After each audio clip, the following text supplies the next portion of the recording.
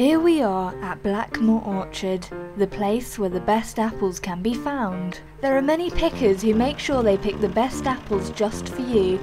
Some of the apples go to supermarkets, and the ones that are too big or too small go to juice companies like Mr Whitehead's to make your apple juice. The pickers spend all day filling up their containers and putting it in the back of tractors like this. They get washed and sorted and then get delivered to the correct place. Here are the apples that have just been delivered to make your apple juice. Watch carefully as you are now about to find out how Mr Whitehead's apple juice is made. First, they get taken to the conveyor belt. The apples are very heavy, so a machine has to be used to lift them. The crate is brought up and the apples roll out onto the belt. This is when they get washed for a second time to make sure they are at their very best quality.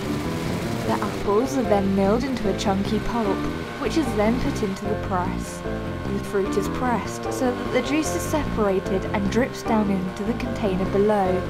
The dry pulp that remains is removed and taken to a farm to feed cows. The remaining juice is left to settle overnight to make sure it's clear, and then moved into another tank in the morning. It also has vitamin C added to it, which stops it turning dark. It's time for them to get bottled. Here are the bottles which you might have seen at your school. They get moved along through the machine where they get filled with Mr Whitehead's apple juice.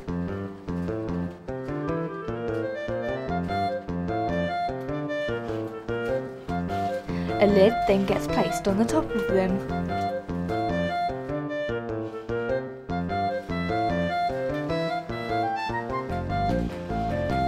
They then need to go through a process called pasteurizing.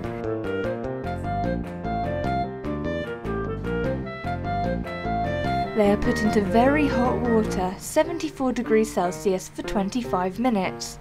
It gets rid of all the natural yeasts in the juice, which would otherwise cause it to ferment and go bad in just a couple of days.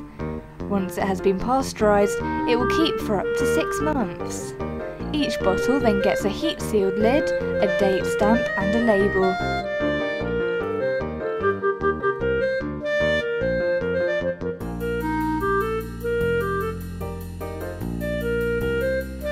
All the apple juice gets collected, sealed into packs of 24 and is then delivered to local schools.